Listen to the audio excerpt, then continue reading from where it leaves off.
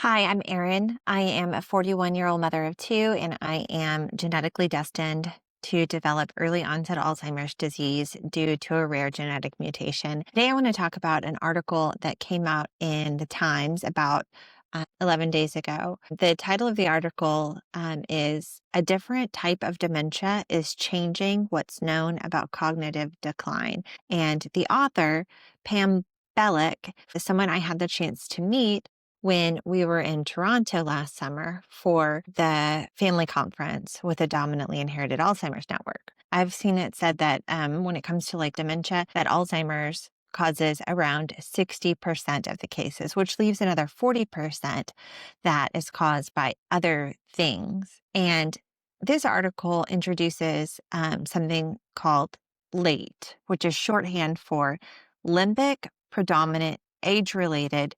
TDP-43 encephalopathy, which is a condition that is less severe than Alzheimer's and unfolds more slowly. The article says that the symptoms are focused around memory impairment and the inability to recall words, whereas Alzheimer's affects the ability to plan, the ability to organize and get things done, mood, and behavior. So in terms of what they are, Alzheimer's involves plaques formed by amyloid and tau tangles. So those are the hallmarks of Alzheimer's disease.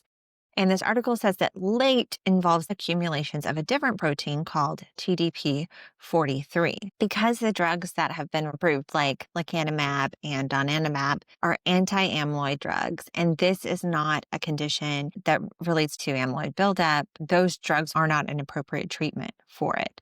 However, some people do have both conditions. For people who do have both, it may be late that is driving symptoms. And if that's the case, they would benefit less from the anti-amyloid drugs than would patients who only had Alzheimer's.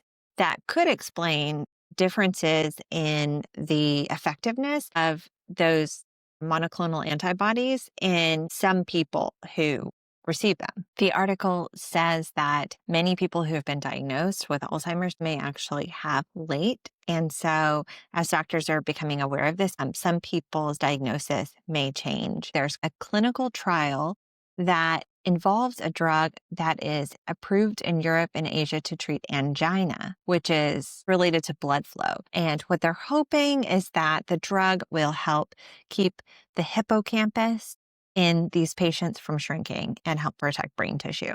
So anyway, it's something to pay attention to, right? It's promising that they're learning more and more every day about Alzheimer's.